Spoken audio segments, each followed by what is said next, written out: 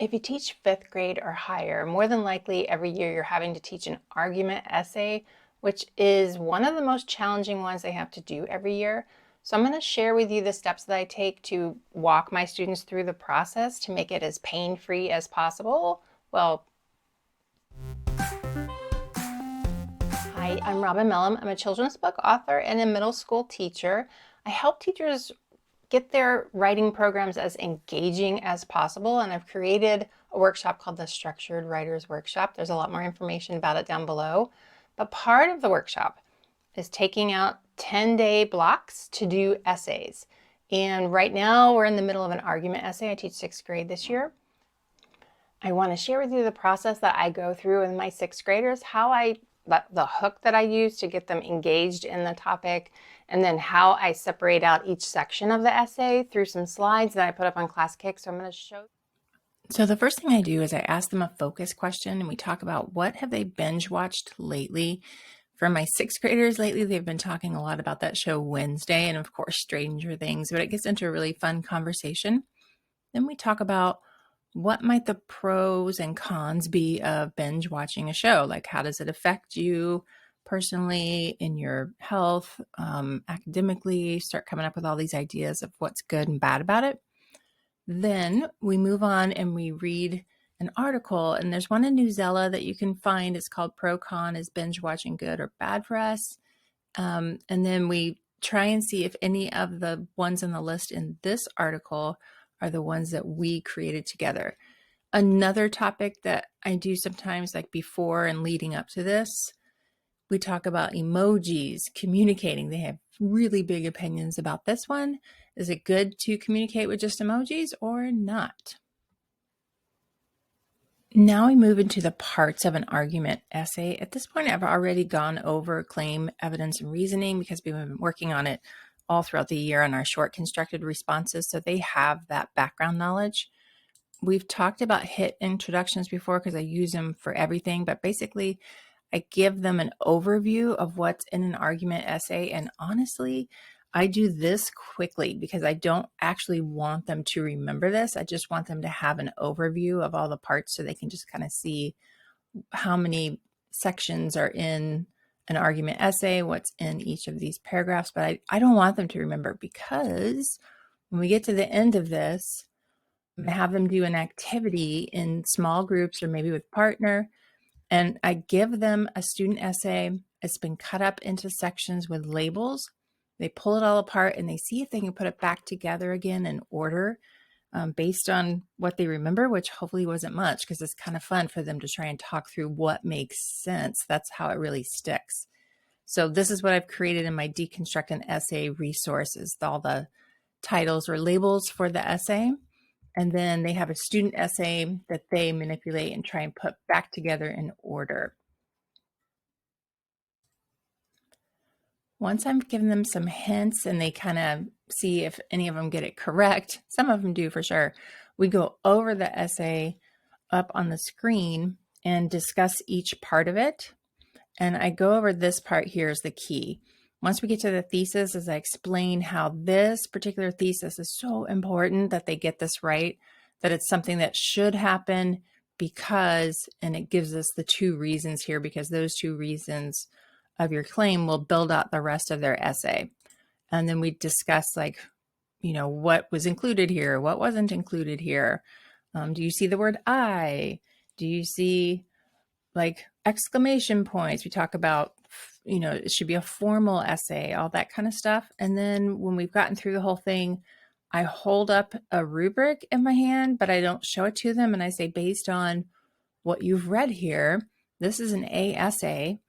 What do you think is in this rubric? What are you going to be graded on? What will be included? So once I kind of list that, and then once they can figure out what they're going to be graded on, we talk about what would make that a 4 out of, instead of a 3, how would, if you have to cite evidence, what is it that you think I'm looking for? And then we then at that point, they've helped build out like what the rubric is, and it helps them remember by guessing. That's a huge trick.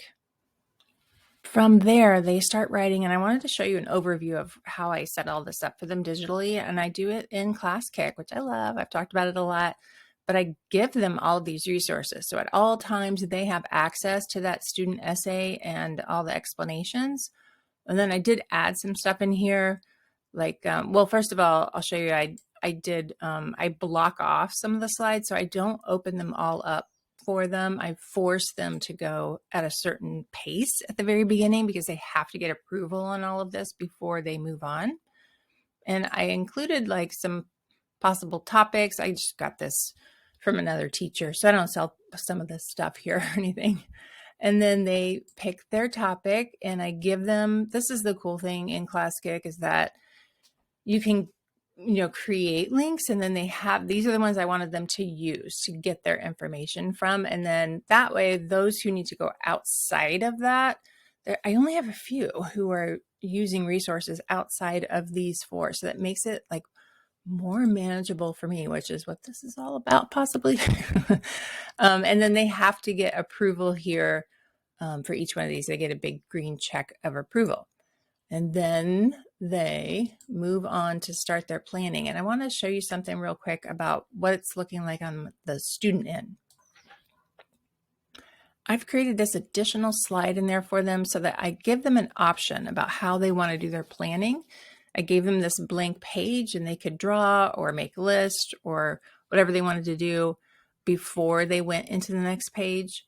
And I would say about 4 of them did this. And just giving them that choice of having white space to create whatever they want, it gives them such ownership of it. And it'll help them when they're doing their state testing, because that's what they're told. You have time now to take some notes to get ready for it. And I want them to practice taking notes in the way that they feel comfortable.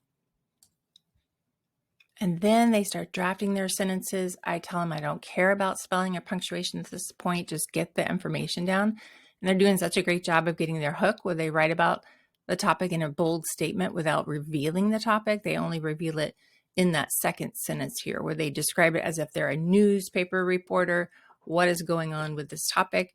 And then they write their thesis statement with "we should blank because blank and blank." And then that will set up the rest of their paper. Am I always 100% successful at getting them to stop writing rhetorical questions? No. But now it's only down to maybe 2 of them who still continue to do this, and I will keep working with them. It's just a habit that they hang on to from things that they learned when they were like in 3rd grade. So by 6th grade, it's hard to break them of that habit.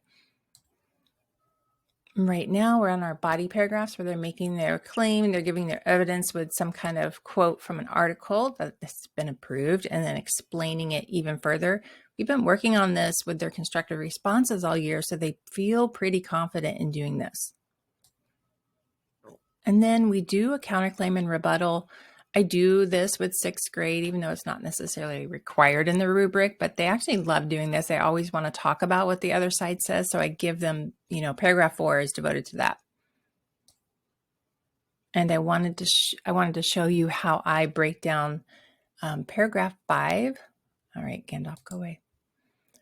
I have them summarize their claims. So they're wrapping it up. They flip their thesis, say it in a different way. And it's kind of hard for them sometimes. Here's the really part in argument essay. How is this what's the big deal with this? How does this affect society or our families or communities? Really make a big, wide connection to the world based on what you think should happen. Then this is super important. I tell them to stick the landing, and we talk about gymnastics a lot and how you could have a great routine, but if you wobble at the end and you fall down, the whole crowd will gasp and they'll be like, "Oh no, that was terrible." So if you don't stick your landing, everything before it is not memorable, honestly. So I teach them to go back into their hook and find a word from that, and they repeat it in here, make another bold statement with something from their hook. And in the example student essay, it has that in there. And when they see the connection between the beginning and the end, they all go, "Oh," it's so fun. I do take a little bit of time to tell them how I will not accept an essay if it looks like this. If you just smush it all together, not going to work. So I have a slide where I show them what the paragraph should look like, how they need to indent in each one, and how the space really helps the reader. Then they copy and paste all the paragraphs into this final one. And this is where they're going to start doing some revisions and editing. and they can get some peer feedback as well. In ClassKick, you can actually hop around on slides, but really what I do here is I have them try and get it in best shape as possible. Then they work with a partner for a little bit. I have a whole video on how I do revision. I'm very particular about how I do this.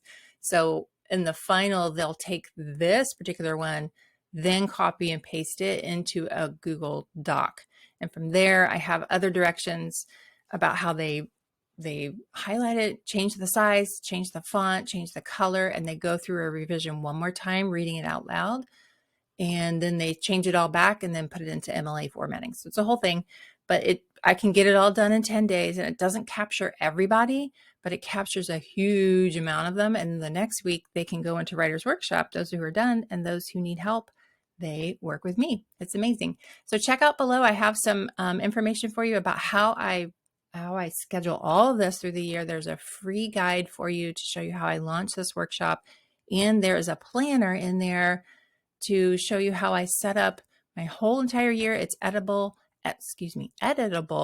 and you could plan your own for the year. So thanks for watching. I'll see you guys in the next one.